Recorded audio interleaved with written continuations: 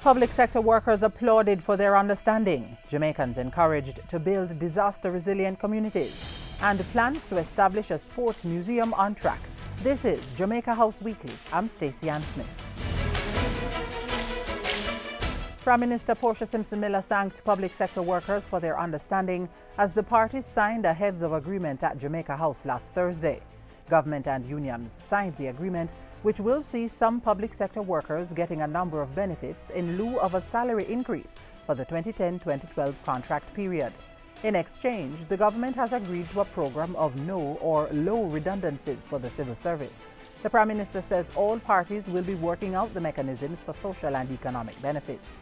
In the meantime, Mrs. Simpson-Miller had some encouraging news for one group of workers. The government commits to making the position of district constables pensionable. The agreement binds the government to the refurbishing and equipping of the gym at the Jamaica Police Academy and the provision of gym facility at Mobile Reserve. Among other things, including housing solutions for public sector workers. Negotiations for the 2012-2014 contract period have begun.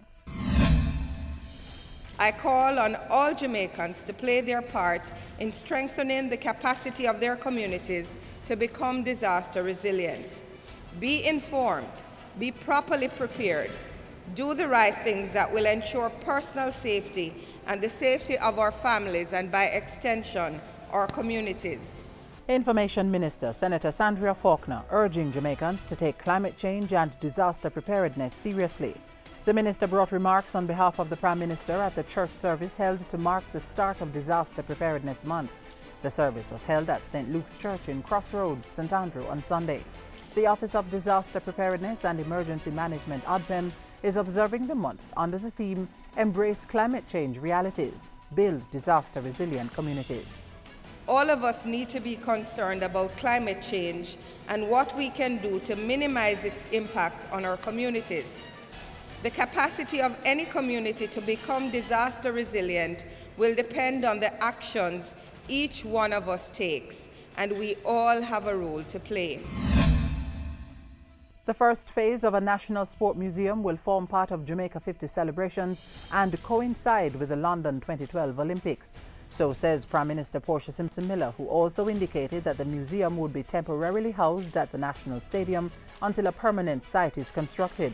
Speaking during last Tuesday's inaugural meeting of the Sport Museum Committee, the Prime Minister said some work had already been done, but the entire project would take time.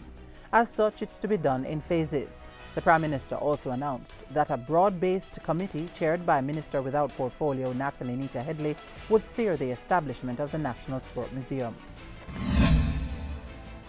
Commemorating 50 years of diplomatic relations was the aim when the Prime Minister attended the special performance of the Dance Theatre of Harlem at the Little Theatre recently. The event was organized by U.S. Ambassador Pamela Bridgewater. Former Prime Minister P.J. Patterson was also in attendance. Broaden Jamaica's reach in West Africa. The mandate Prime Minister Portia Simpson-Miller gave to High Commissioner-designate to Nigeria Ann Scott during a courtesy call at Jamaica House last Monday. Mrs. Scott will also be Jamaica's representative to other West African countries. Mrs. Simpson-Miller charged the High Commissioner-designate to make more meaningful connections with Ghana, as well as to host appropriate Jamaica 50 activities. And that's how we end this week's edition of Jamaica House Weekly. Join us next time for the latest out of the Office of the Prime Minister.